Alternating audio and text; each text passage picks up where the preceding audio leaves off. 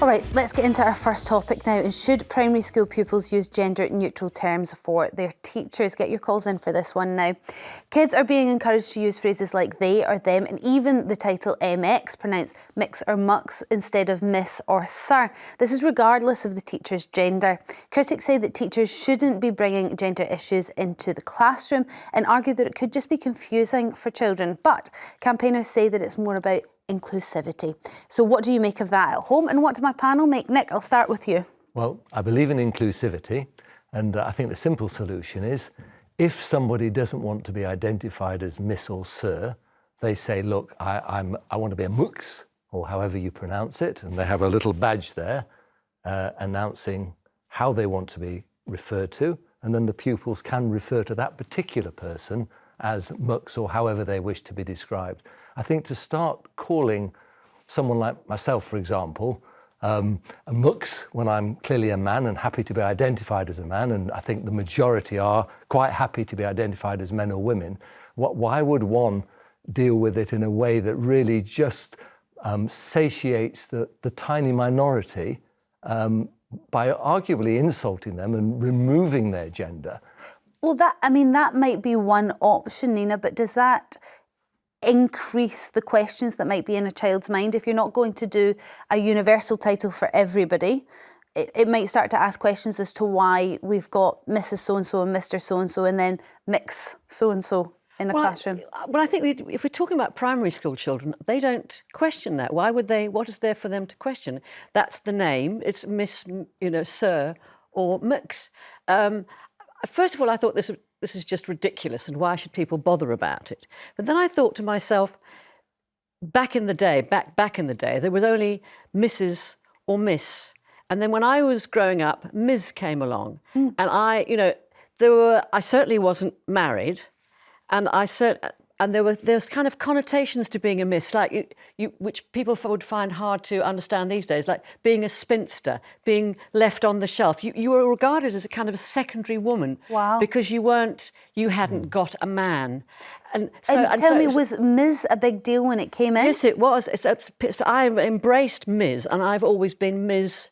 since, and because I've never been married. So I'm very happy to be Ms. And in fact, I get quite cross if it's not a Ms. I found myself a subscription to the Times, and they've somehow got it in Mrs. And I got it, I felt quite cross about that. And I thought, well, this is ridiculous.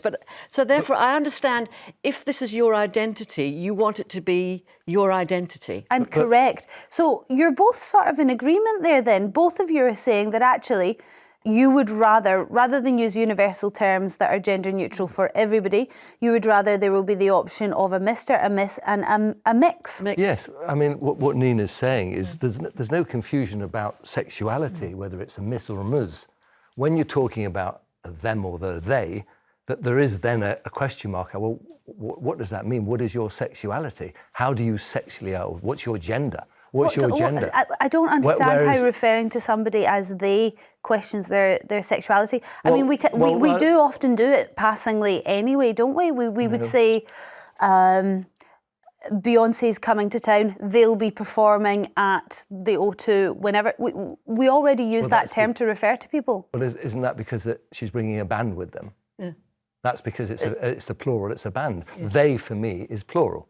Okay. Them is plural. If you're talking about Beyonce, there's no question mark as far as her gender is concerned. No, that's why I used her as an example. So I think you're just using the collective expression, yes, she's coming and they're coming. They're bringing a whole massive team with them, aren't they? It's only recently that it's become a gender term. Yeah. People specifically saying, I am not her, or I am not him, I am they. And that's only been in the last 5 years or so. Yeah. Before that, they was they as a term was always plural. I think most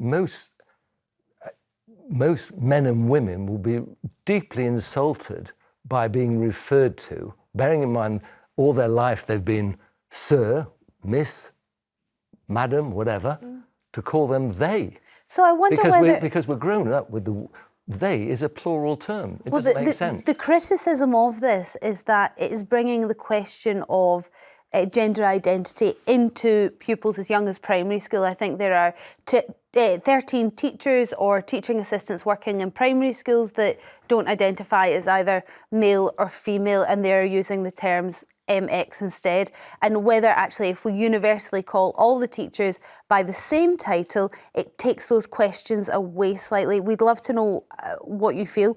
Carol from Sheffield, you're up first. What's your thoughts on this? Carol, hello. Hi. I think it denigrates teachers very much. So what does? A term that isn't Miss, or because when I was at school, everyone was Miss or Sir, and you knew who you were talking to. Okay, but we've moved sir. on even from those times now. As Nina was saying, we've got Ms. now, and we have also, if you're married and you work in a school, you were, back in the day, I don't think you were allowed to teach. If you had got married, you'd have to leave your profession. So it was only a miss that would be teaching you. Whereas now, obviously, we have a lot of married teachers. They'd be misses. And people that don't want to be referred to as either miss or misses, so they're now Ms. So what's the problem with adding in another one, which is just mix? Isn't it language developing over time and we have to develop with it? Yes, I agree with that. But I just go with what I was with when I was at school. Yes, which is understandable. But now that we know that 13 primary school teachers that we know of and teaching assistants in primary school alone in England and Wales are identifying as MX, maybe we need to start thinking about it and changing things.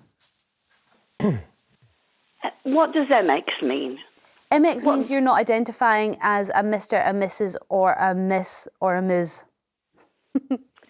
Oh, I think it's ridiculous. Ridiculous. For somebody that doesn't identify as either male or female, what would you like them to use?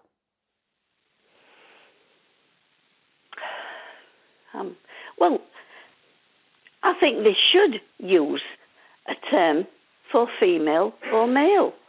But they don't identify as either. So your argument is that that doesn't exist? Oh, you've put me on the spot now. It's a hard one, and it's, do you know what? It's hard to wrap your head around if you haven't really thought about it. I'm just trying to ask thought-provoking questions to really find out for viewers at home, not just yourself, how they feel about it and truly what they think. But Carol, thank you very much for your call. But if we have a situation at the moment where 13 teachers and teaching assistants, which is a small number, are identifying as MX, it's something that maybe we need to start thinking about and thinking about the language that we use, whether we're happy for everybody to just use MX to keep things simple and more inclusive as the argument goes. Michelle from Hampshire, what's your view on this? Hi there. Yeah, I think that children in school should be calling teachers by their Christian names, which would solve all of this. I mean, I have been to lots of different schools, and one of them we did call our teachers by their first name. It was a lot more informal. How do you feel about that, Nick?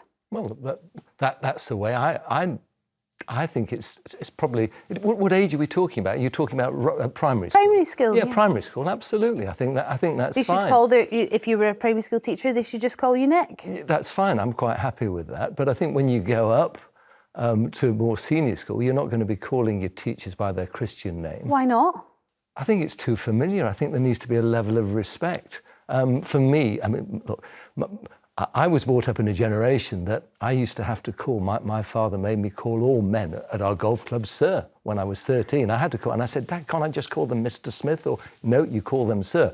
So, I'm not suggesting that's the right approach, but I think when you call a teacher sir, you're establishing a sort of a level of respect. So why would we not establish that in primary school then? That's the bit, because you differentiate between the two. I think because then after high school as well, you go into a workplace and you refer to your boss by their first name. Well, normally what happens is, you know, even at my age, you know, you might say to, so if I speak to a client, I might say, you know, good afternoon, Mr. Smith, how can I help you? And he'll say, no, call me Darren. And often people will indicate how they want to be referred to. And I think that's quite healthy. But I think the starting point, the default position, is to have a level of respect for who you're communicating with. But I don't think you have less respect for someone if you call them by their Christian name. I mean, surely the sort of the respect is from comes from the school regulation and the attitude. Yeah. I mean, it's like saying, in fact, friends of ours in a completely different aspect, their children call them by their first name. You think, oh my God, that's dreadful. They should call them mum and dad or mother and father, or outside the home they refer to as mum. But Peggy and Tim, and we called them Peggy and Tim, and there was no less respect for them as parents or adults, and it was somehow. I much preferred that. Michelle, what about Nick's argument though? And many people at home will be saying the same thing. It's just too informal. I believe we get the best out of children by meeting them on their level, and they call each other by their Christian names. So why not teachers? Well, I suppose because teachers are already struggling with discipline in schools, and so maybe it would help for them to hold a little bit of authority when they're teaching a class, particularly secondary, perhaps. That can all be established, leaving names aside. I'm a teacher myself. I'm also a foster carer of long time, and there are lots of better ways than insisting on somebody is called a certain thing. It's very interesting, and also it would completely take away this issue of what prefix to put, what pronoun to put in front of a second name. Michelle, thank you very much for your call. Lucinda from Hampshire, you're up next. What do you think about calling all teachers Mix Smith, Mix whatever? Yeah, so I think there was a point just made around they always being plural, and I think there's a common story that you use for seminars and other things in which you basically say, a father and son got into a car accident, and when they arrived at the hospital, the doctor said, "Oh, I can't work on them. I can't help them out," and they said, "Why could that be?" And the old joke is, oh, well, because it's a woman and no one would assume that it was a female doctor. You just assume it's a male doctor. And so they would go down all these stories of, well, okay, maybe they're a gay couple, and they try and find other reasons rather than just thinking, oh, it could be a woman. And I think they is very commonly used and has been for centuries in a singular context. If you're walking down the road and you say, oh, someone just passed me an apple, and someone else might reply, oh, did they? So that's a singular usage. I appreciate that response, and I felt the same, so I was quite surprised when you very much feel like it's only used in a plural term, because I think I use it quite commonly to identify an individual in passing after I've identified even their gender previously. Well, that's direct, isn't it? What you're talking about there is a situation where you're referring to someone not in their presence, you're referring to someone who's not with you. To call me they. Well, I could say to Nina right now, Nick believes that, no, I would have to say, well, they believe that it's too informal to refer to a teacher by their first name. And I'd say, not they, it's either Nick or it's me or it's him. But that's the whole point of it. I understand. We are moving towards a society where, because of inclusivity and wanting people to feel that they are part of society and not other, that we're moving towards that. So we look at Sam Smith, for instance, if you take him as an example. Or they. You would take them as an example. Take them as an example. We're all having to learn rather slowly what you call them. But the thing is, if we are moving towards that sort of society, that in a while, it's not going to matter what we think, because the people who are now using those terms, and say in their 20s or 30s, quite easily and normally, they are the ones who will be moving it all forward. So the primary school children, it will be part of normal. And it is, you see it already. Yes, Younger exactly. people are far more fluent in this sort of conversation. Exactly. I hear friends of mine whose children are constantly correcting them in the right sort of language. Yep. And rightfully so. And it just takes a little bit of practice. And as Nina's demonstrated, sometimes it can be quite hard to wrap your head around. But it's not inclusive. You're including a tiny minority and excluding the vast majority. So how is that inclusive? But the term they and them can be used both male and female, so you're not excluding anybody. Well, I would feel excluded. Well, that's very... I would absolutely feel... Okay. And I can't think of any of my pals who you refer to as them when it's a he or a she will think, what are you talking about? All right. Thank you very much for your call. Jean from London, what's your view when it comes to referring to teachers as mucks or mix? Well, what's my opinion on it? I think it's absolutely ridiculous. I'm a Miss Aldred of this parish, spinster of this parish, and I don't care whether people think that's old-fashioned, out of date, not with it or anything else. I'm not a muzz with a buzz at the end like a bumblebee, a muzz. I'm a miss. Okay, but never married, never had children, and if people find that objectionable or unpleasant, that's up to them. No, nobody's finding that, Jean. Nobody's attacking your right to identify in the way that you like. It feels like that anybody who's a definite, either definite male or definite female is becoming the minority, and everybody else. Are you sure you're a boy? Are you sure you're a girl? That you like to wear dresses? Well, maybe some boys do like to wear dresses and play with dolls when they're children, and they grow out of it and become a firefighter. That absolutely happens too, Jean. But it's interesting that you picked up on the Ms and then put a Z at the end, because actually Nina likes to identify as a Ms, which does have a sort of buzz at the end of it. I love the bumblebee bit. I love the bumblebee. And so we all have different preferences. I suppose, Jean, the question is, if we accept that we have 13 individuals teaching in primary schools who don't identify as either male or female, how would you like them to be referred to by children in their class? Well, I mean, if they're more male than female, then it would be referred to them as he. But if they're more female than male, it would be But Jean, they just don't identify with either. They don't identify with either gender. So the gender titles don't work for them. So we have to come up with something. How many genders are we going to end up with? Well, listen, I mean, I believe there's quite a few. And I am not. I can't have that discussion because I am not privy to all of them. There are far more than I could identify.